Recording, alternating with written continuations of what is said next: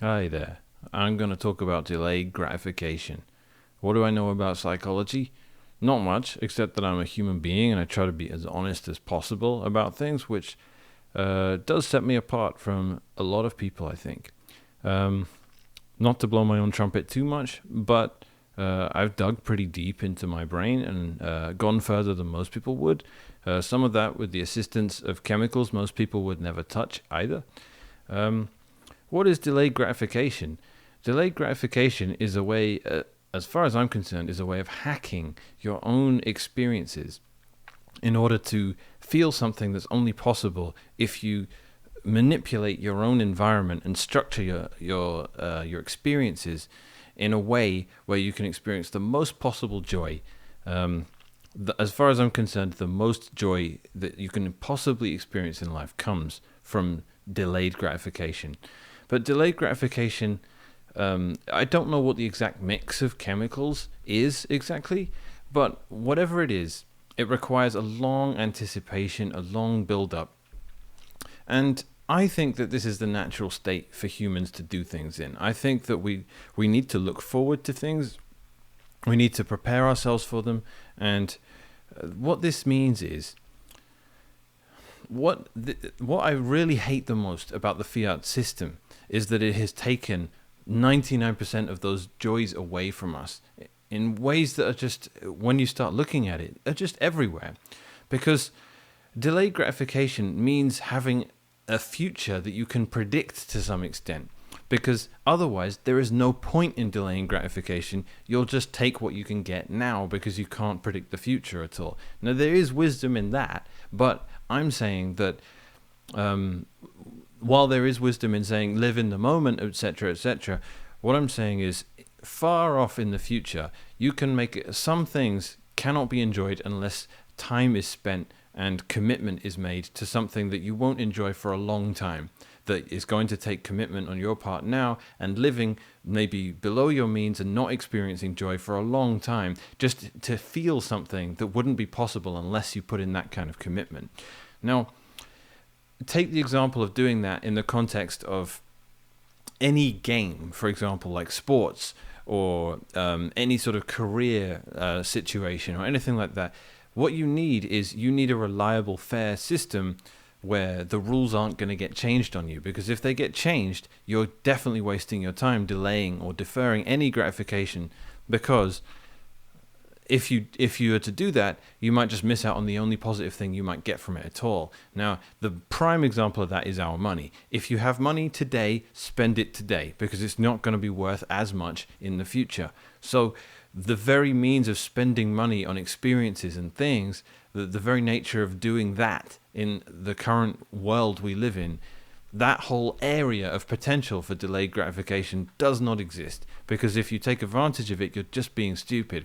And delayed gratification is something that requires immense commitment, maturity, and intelligence, and you're being punished for having that approach, which means it's stupid to be clever in our current world, which is why everyone has to act way below their own intellectual capacity and do things that are just undignified for a human being to do. We shouldn't be living like this. And obviously I'm going to start circling back to Bitcoin here, because here we are, we're hitting all-time highs. It's a super exciting time, and I'm telling you, this is the prime example of delayed gratification, because every single year I've held what I've held and haven't sold. For whatever reason, it's because I know I'm in a system where the rules can't be changed on me. There is no rigging in Bitcoin. There is no rug pulling. I know that if I own a Bitcoin today and I sell it today, it would be better if I waited longer and kept it until the future when I could do a lot more with it. And the reward for having that kind of commitment, it's hard. It's not for everyone, and it's the people that it might potentially be for have been trained out of that way of behaving in the world because they're just not rewarded for it anymore, and they're taught that it's never a good idea. In Bitcoin, it becomes a good idea again. That's what deflationary currency gives back to us on a psychological level, just as a mechanism by which we might hack our own brains and experience joy. It says, if you can defer gratification, if you can commit to something and you can work and you can sustain yourself and build something gradually over time, it will compound and compound, and you will get so much richly rewarded for your own discipline and your own personal responsibility. You can do all this. It's right there for you. Go ahead. That's what Bitcoin offers. And it's just, unlike everything else, I mean, everyone talks about Bitcoin, this, that, and the other, but I don't see this getting talked about much, which is why I wanted to maybe bring it up here, because it's at moments like this euphoria people feel. I mean, it contradicts things I've said in other videos about loving bear markets for different reasons, big price crashes and things like that. That's all a very different element of psychology. But what we're doing here is, most of the Bitcoiners I know, the committed ones, are now experiencing an intense feeling of, we've committed to this thing, it's been difficult, we've done it anyway, and we did that because we thought we had something, we had a thought, we had an idea, we had a principle to which we thought by which we wanted to live. We did it, we are still doing it, and we are being proven right to ourselves. We are having it demonstrated to us that the effort we're making is not in vain. And that is just such an empowering and life-giving sensation to have once again. Because there's nothing worse than putting effort into something and then feeling at the end of the day that it just wasn't worth it. And Bitcoin is the opposite. You can give effort and energy into it, whether it's learning it, understanding it at a more deep level, or literally just owning some, or buying some, or just making some sort of commitment where you say, I earn this much, I spend the same amount, I'm going to cut down on that, and I'm going to start with a BSP or a Bitcoin savings plan, as this new idea has emerged. You have to have a Bitcoin savings plan, and if you do, once you structure your life around it, I'm just saying it's so good to structure your life around something that won't change on you, to something that will commit to you the way you commit to it.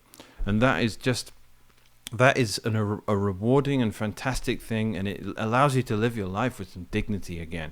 And I just don't see much dignity around. I don't see much pride and joy in being a human and all the things that make a human great.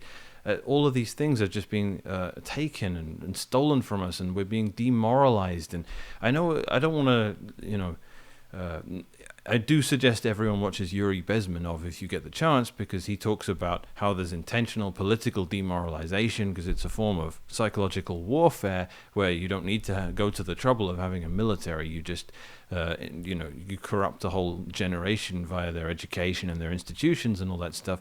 So much of that is going on, and we know that's going on, and Bitcoin is a home for anyone that's woken up to that fact. Speaking of waking up, I do think a lot of people are slowly beginning to open their eyes thanks to COVID. But when it comes to what Bitcoin offers here specifically, I just have to remark, and it's been such a long time since I've made a video. I'm really grateful to all the new subscribers I've got recently, and everyone's getting me towards 1,000 on YouTube. Thank you so much for that. I've been struggling and puzzling away what my next video would actually be, and I don't want to ride some hype wave about we're at all-time highs, I think we're going to go to 100k, I think we're going to go to 200k. There's a million videos you can watch about that stuff. I just got back from the conference in Dubai where I ran into crypto, and that is the prime example of ridiculous content devoid of any substance, with red arrows and insane thumbnails where you're with a million exclamation marks.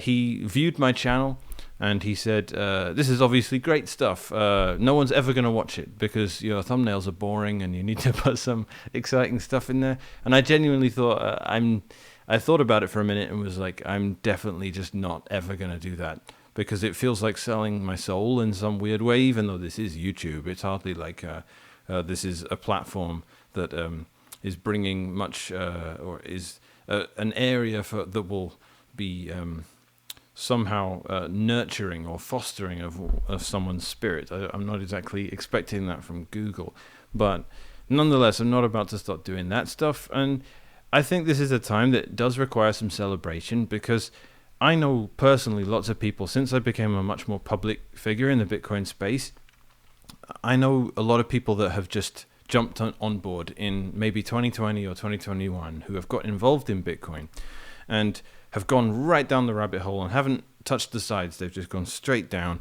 and they've started listening to all the great people in the space. Michael Saylor, back when Michael Saylor was good, Max Kaiser, Thomas Strollite, my friend, Gigi, Robert Breedlove, all of these good thinkers that have got a lot of fantastic stuff to say in the space, and they've just experienced their first ridiculous crash from 50, 60, 65,000 all the way down to 29,000 after China banned Bitcoin mining and just made crypto illegal overall, it seems. I'm not sure the actual specifics of the law, but whatever it was something I celebrated because I mine. So the difficulty dropping by 50% just meant I got 100% more Bitcoin for what I was doing with my electricity. Nothing bad about that for me. I knew it didn't put Bitcoin in any danger, but of course it made the price plummet. And that was a hard time to go through. In reality, from a technical analysis perspective, what's going on with Bitcoin is we sat around 35K for months, which gave us an incredible launch pad to continue this bull market on for a long time. And I initially, if this whole thing hadn't happened, we'd have blown off top around 100K or something and then just gone into another miserable bear market for 2022 and beyond. But now everything just looks so good from a technical perspective. And I'm aware I've contradicted myself because I didn't want to make a video on technical analysis. That's not even what I do anyway. But the point is, so many people now have experienced this euphoric entrance into Bitcoin. You buy something, I bought $20 yesterday, it's already worth $22. Like, people have been through that. I started doing this around the middle of 2020, going and in my revamped sort of Bitcoin mechanic business, I have been doing what I do as Bitcoin mechanic for since around 2013, but I walked away from it and came back to it, and in 2020 I decided to start it up again, but in Canada, and a lot of people suddenly started getting interested around August, September, October of last year, after the COVID crash, after Bitcoin bounced back, and after the world went full clown mode, and people just got interested in it. And those people that saw me early on have done so well in what they put into Bitcoin but not only that, they saw the price go up and up and up, and then the Tesla hype, and then all that stuff, and then a nasty crash, and now we're back. And the fact that we're back now means, and after having been through all of that roller coaster already, it's minted a whole new generation of Bitcoiners now. It's ridiculous to call it a generation because everything in Bitcoin is such a short time scale because it's so young. But the crew of 2016 and 2017 who were coming around while Bitcoin was having all its internal struggles with the fork wars. Please check the video on this channel about the fork wars to know about Bitcoin's most precarious part of its history. They were all getting sucked in because the shitcoins had the best marketing they could possibly have in 2017. It was ICO era in Ethereum, and everything was getting tokenized. Everything was an ICO. The NFT bubble is nothing in comparison to that. It is stupider too. So the NFT thing, I do expect I'm surprised it's still around. I thought it had died already, but that actual conference I went to in Dubai was called Understanding Bitcoin. It was Tone Vays' conference, but the larger umbrella of the whole thing was a massive crypto NFT conference, and it was honestly just mind-bogglingly stupid. But aside from all that stuff, those Bitcoiners or crypto people that got in, there's so many people whose story is, I got into Bitcoin in 2016, 2017, got burnt by Vitalik, and now I'm Bitcoin only. But now we have this newer generation who got in 2020, 2021, and they're all doing great, and they've been through their first bear market already. So I'm actually proud of them, and every time I speak to them, they're using cold cards, they got decent backup, like they know what they're doing, and it's really impressive, and they're less swayed by all of the nonsense than the crowd in 2017 were. So I'm actually super proud of them and super happy about all that stuff. I forget what my point was there exactly, but it's some things are maturing, and we're in a particularly good spot right now. It's always good to have Bitcoin enter its new bullish phase after a period of bearishness. That's always a nice area to be in with Bitcoin, because when it's just going up and up and up and up, and there's just no, and you see the quality and the caliber of people that are getting involved and the lack of understanding they have about it. That's when the roller coaster's going up, but the wheels have come off the track, and you're just like, okay, we're just absolutely in the middle of nowhere here, and gravity still exists. So that's not much fun. But in the context of what we have today, it feels like a very solid area. It feels like almost boring. People are saying like, 60K is boring now. Can you believe it? Yeah, I can believe it. $60,000 of Bitcoin is boring. Luke Jr., of course, Mr. Buzz Killington, came along and said, we're not even at all-time highs yet. If you adjust for inflation, we're still around $13,000 US per Bitcoin, and if you're talking about dollars with what they could purchase back in 2017. So we haven't even hit the old all-time high yet. Of course, it's still exciting, but he has a good point, and there's a reason Bitcoin is flying up. There are many reasons, but one of them is it's just a reflection of how awful government currencies are doing now. And I don't know if you've seen endless propaganda all over the place about how much inflation is actually a good thing. That's the latest narrative that they have. Inflation is good, and you be grateful for it, and it keeps the economy going. That was always what I was taught in school anyway. Amazing how we're taught these things, isn't it? So back to the main point I wanted to make at the beginning of this video. I want to offer something to Bitcoiners that are of all generations, I'll say, even though as I said, it's ridiculous to consider these different classes of Bitcoiners to be different generations when they're really just separated by a few years. But anyone from school of 2011, 2012 is just laughing right now. This is great fun. We've seen it all a million times before. There's not really much to say about it to any of us. Like we knew after we went through 2017, we'd already learned all our lessons. We were calling out the scams for what they were. The noobs weren't listening to us, but we saw that happen. We saw Bitcoin nearly die. We were down in the trenches dealing with that, but in reality, it was never going to die anyway, and a lot of us didn't understand that yet. But that was really the education of all educations in this space, because we've been thinking adversarially in the Bitcoin space forever, and we saw what we thought would be the most dangerous situation for Bitcoin to be in manifest, which is an internal political struggle with regard to decisions around an upgrade, and around the upgrade of itself would be concerning itself with one of the most tricky problems in Bitcoin that there is, which is how do we scale the thing? Because that was always an issue. The bigger it gets, the harder it gets to maintain decentralization, and something has to pay for that as a trade-off. And in reality, what that ended up being by default was Bitcoin's block size. And a lot of people didn't understand the technical trade-off there, and a lot of people decided we need to make blocks bigger because we need transactions to be free forever, and screw every other metric every other element of Bitcoin's game theory that distorts. So that was a difficult fight because it was complicated, it was technical and political at the same time, and those two topics, when they come together, are awful, just like medicine and politics are awful. In fact, I think politics is the common denominator, because politics in anything is awful.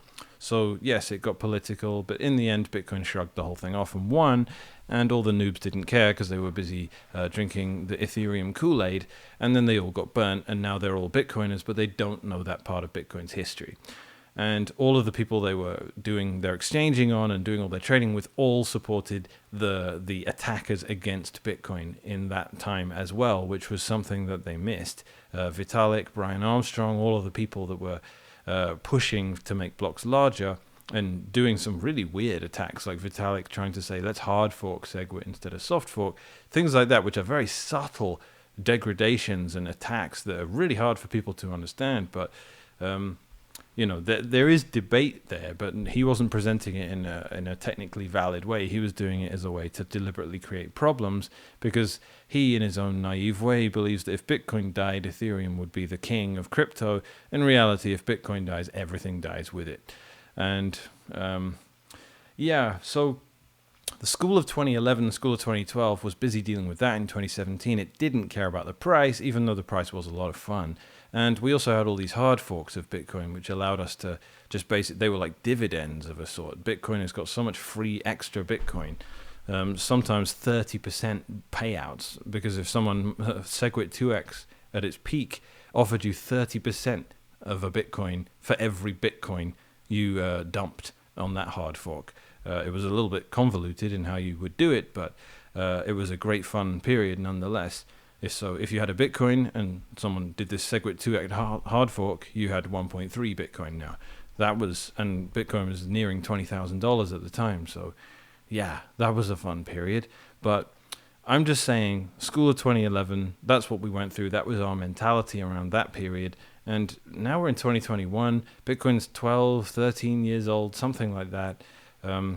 It's just so mind-blowingly fast how this whole thing is going down, and it's so close to all of the most wild predictions and theories that were made over the last few years, over the last decade rather. Even Satoshi's little humble quote, humble brag attempt at saying, in case this thing catches on, it might be worth buying a few of them. It might have been Hal that said that. I don't think so. But Hal said, if this absorbs all the other markets, you're talking about, an $100 trillion market cap in the end. Bitcoin's $1 trillion market cap now, maybe 1.3 or something.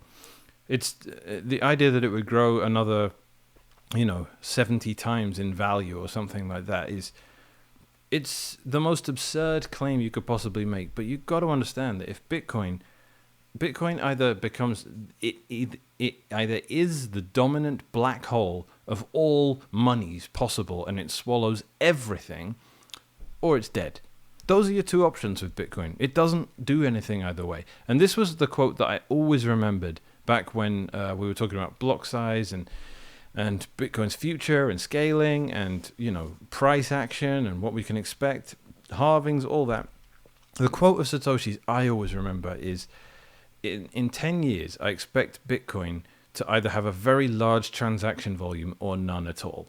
And that is completely the right way to view the project. Either it grows forever or it's dead.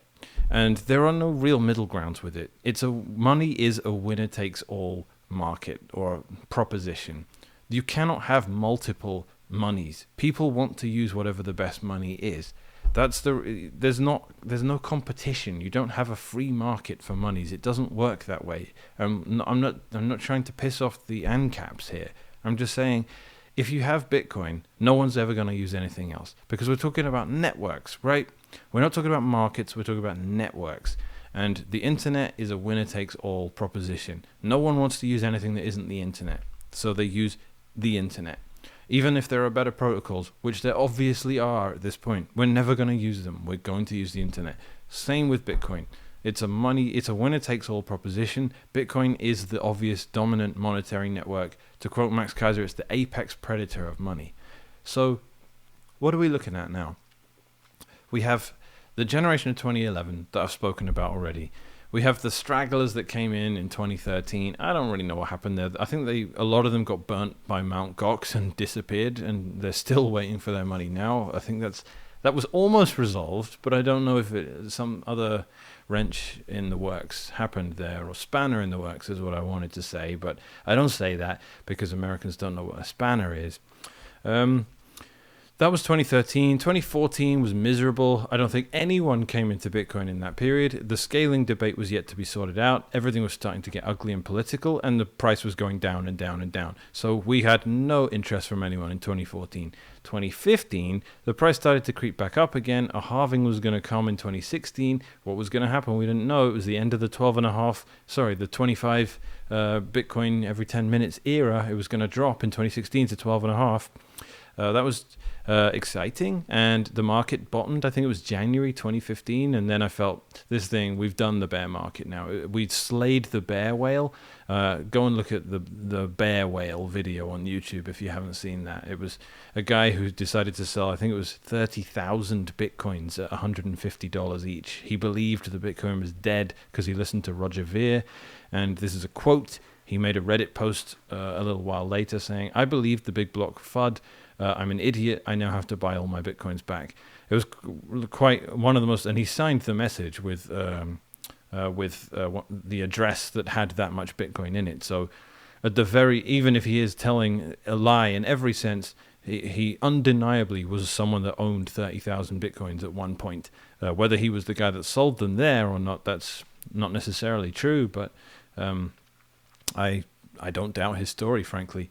No, I don't know. No one wants to hold their hands up and say I'm an idiot in public, even if, well, actually, no, that would maybe give credence to the fact that it was a faker, but I believed the story.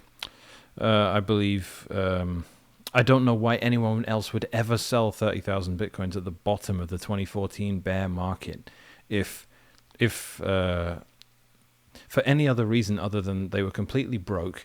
But I mean, even the way they did it in a way that was designed to crush Bitcoin and stifle its market price and market action. And it would eventually be done to give a boost with the intention of buying back a hard fork of Bitcoin that would increase the block size. So logically, whoever it was that sold those coins definitely did it with the intention of pivoting to something that didn't make the mistake that they perceived Bitcoin to be making.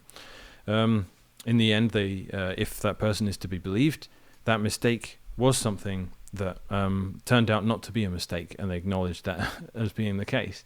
So anyway, for other reasons, I'm going to say the bear whale was the person that made that Reddit post. Anyway, so that was 2014, 2015, 2016. The block size war was at its getting to its crux. Another halving happened. By the end of the year, we went above 1,000 again. We hit the old all-time high finally at the beginning of 2017. We minted a whole new crew of Bitcoiners, but every one of them, this was peak crypto. And this is why I say don't worry about shitcoins now, because this is nothing in comparison to 2016 and 2017. The shitcoins back then were just unreal, and nothing has hit those all-time highs in terms of Bitcoin since. Ethereum is at all-time highs in terms of dollars right now, but it's nowhere near its all-time high in terms of Bitcoin. So if you want to shitcoin because you want more Bitcoin, I think you're missing the point. I don't think you might end up with more dollars, but you're not going to end up with more Bitcoin if you shitcoin. It doesn't tend to work that way. Everyone's used to that trick now, and everyone in crypto knows, everyone that's responsible for a crypto and therefore capable of manipulating markets and doing things behind the scenes to make more money for themselves, they know the bullshit they're making. So why are they making this bullshit if they're in the crypto space? They don't believe their own bullshit, guys. Vitalik owns a shit ton of Bitcoin. Roger Ver owns a shit ton of Bitcoin, and he is the one saying Bitcoin is dead. Buy Bitcoin Cash instead. He owns Bitcoin.com, and he's telling everyone on that web that goes to that website, don't buy Bitcoin, buy Bitcoin Cash. He owns a ton of Bitcoin. He still hasn't got rid of them all, and he's kept at least, I don't want to pull numbers out my ass, but he's kept a lot.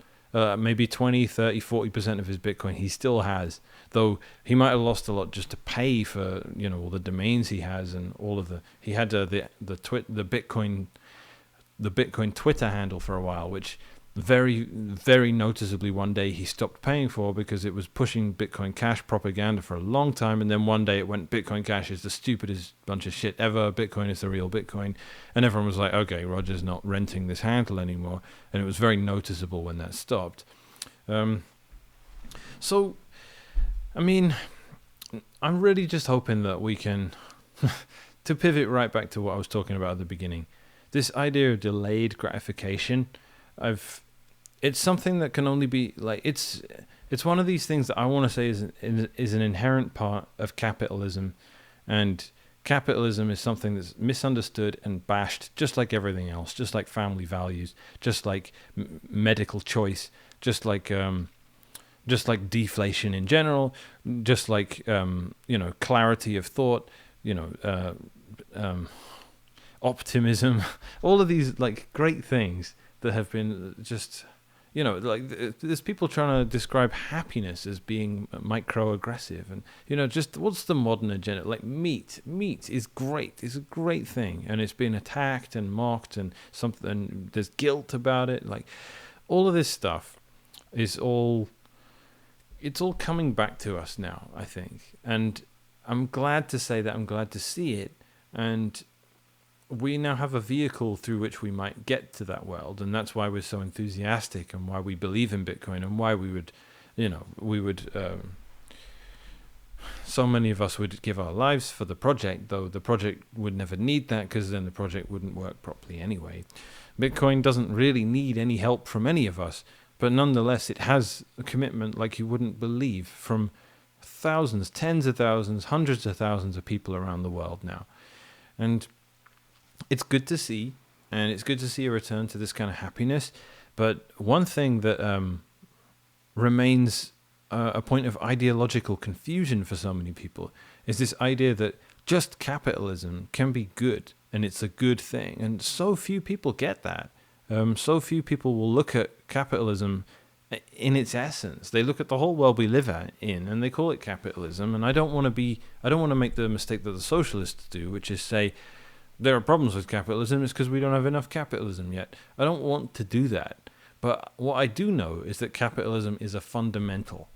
And that is something, and I never want to live in a world where the fundamentals are denied, because denying fundamentals requires authoritarian structures, and authoritarian structures are where the worst things that can happen to man happen. So capitalism is most fundamental.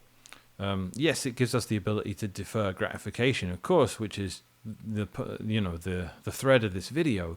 But the means by which it does that, the nature of capitalism is you can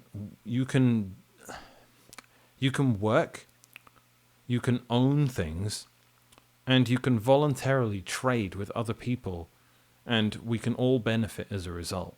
And we can cooperate, and we can make things better for everyone voluntarily by respecting other people and not ever forcing them to do things against their will for our benefit, but engaging with them in a civilized manner. It's the essence of civilization. It's, I can do a thing, and I want to do it for other people, and they want me to do that thing, and I will do it for them.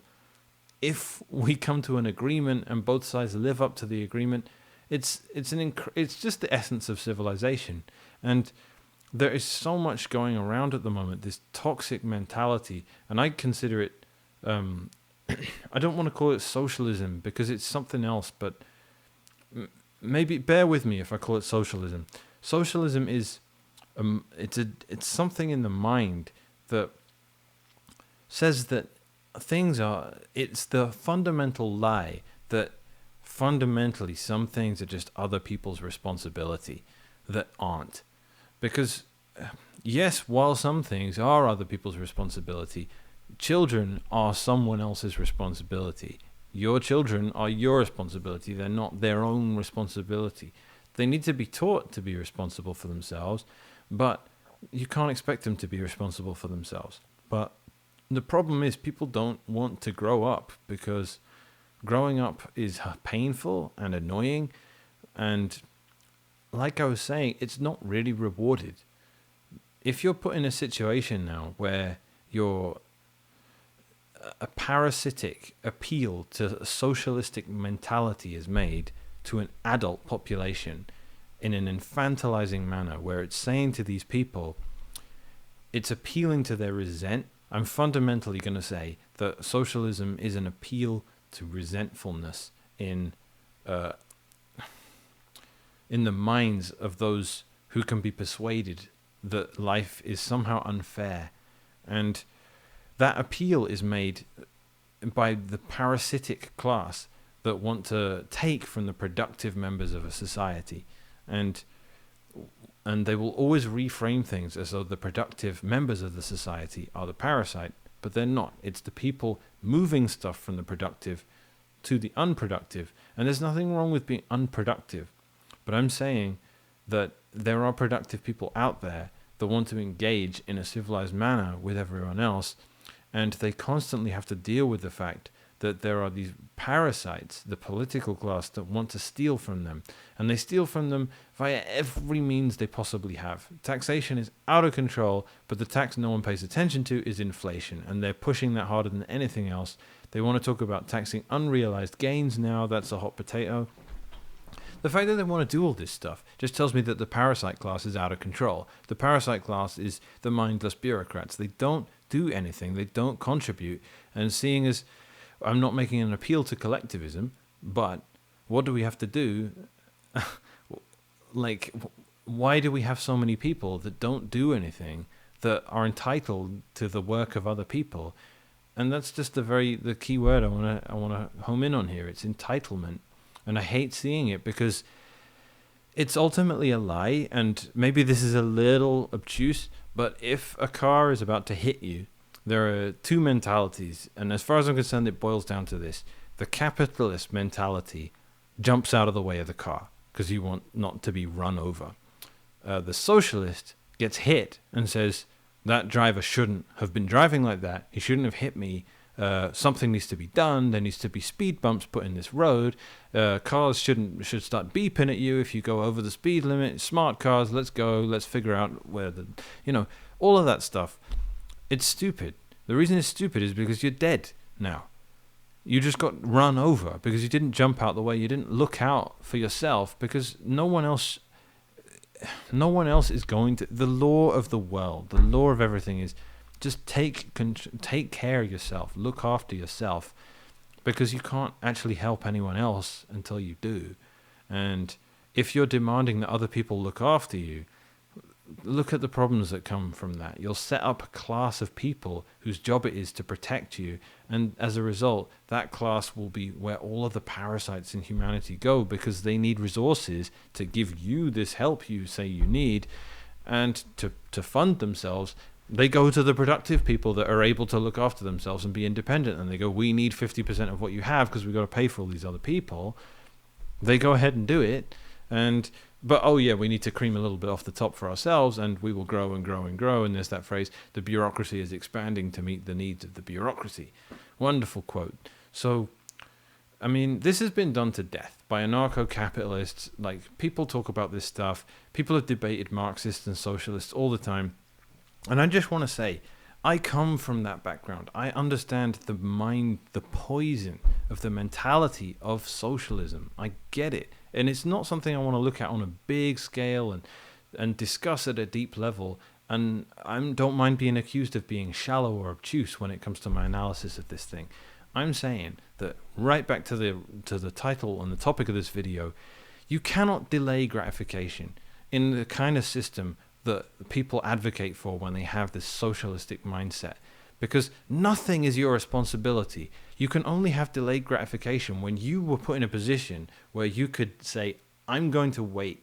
Like, you're giving me the option. I have the option of doing this now. I'm not going to do that now because something better will come in the future. You cannot do that if you're firstly not put in a position where you can handle or be given any responsibility. And socialists will never put you in a position where you have any responsibility. They're telling you black and white that the reason you do not have is because you're being robbed, not because because it's someone else's responsibility to look after you. So do not worry, do nothing. And I see this mentality. I'm not going to finish that point. I'm going to say I see this mentality all over the place. I see it, and it's so impossible a trap to get out of, because if you're struggling and you're getting assistance, if you're on income assistance or welfare or whatever the relevant program is that you're on in your country, and you try and get a job, then the minute you have any income, they cancel your benefits, and often you might be you're going to have to go through a literal. The minute you start climbing out of that bucket that you're put into, I say this with honestly not a critical or judgmental intention. I'm saying this to people that are stuck in this, and I'm saying for your own best interest, you can get out of it. I don't want to preach to the choir here. I want to talk to people that are stuck in this, because if you're on income assistance and you're on a fiat standard and you want to pull yourself out of that, they deliberately structured stuff The parasite class has structured it to keep you there because you need to be there in order for them to justify their existence. So what happens is you try and climb out of it, and suddenly you've got less money than you did because you're trying to be responsible for yourself. And it's just harder. It's harder, but you need to do it and you need to persevere, because you cannot get in a state where you're able to have command over your own life until you do that. And when you have command over your own life, you can choose to defer gratification, because if you have command over your own life, you know that that future is likely going to manifest and it's not dependent on someone else. So you can say, I have what I have, and I'm going to use less of it than I need to for this intention, because I want in 10 years from now to be living like someone completely unrecognizable from where I am now. But I'm going to build that future for myself because I think I can provide it. I think I've done the research needed, and I think I've got the perseverance and the grit as a character. I think I have all of these. I have the integrity, I have the consistency as a human being to give my future self this thing that I trust myself in believing is possible. You can do that, and Bitcoin is the vehicle through which you can do that. It's not the only part of it. You need to have so much else. You need to have so much mental fortitude. You need to have the ability to deal for the last 10 years with people telling me it's a pyramid scheme and it's stupid and they're going to make it illegal and all of these things that, now we laugh at, right? I mean, some people still take it seriously, but now we laugh at it. But it wasn't fucking obvious. It was not obvious. In 2011, 2012, things like, fucking Vietnam has said it's going to crack down on crypto. That would fucking tank the price and we'd be scared about it. Now it's literally the world's biggest superpower, bans all mining and Bitcoin itself. We laugh at them. Like, that's how big we are now. But it wasn't always like this. But we read the theory, and that, combined with a moral mission that Bitcoin has, makes us go, we're going to do this regardless, and we think it's going to work. And now I think it's definitely beyond the event horizon.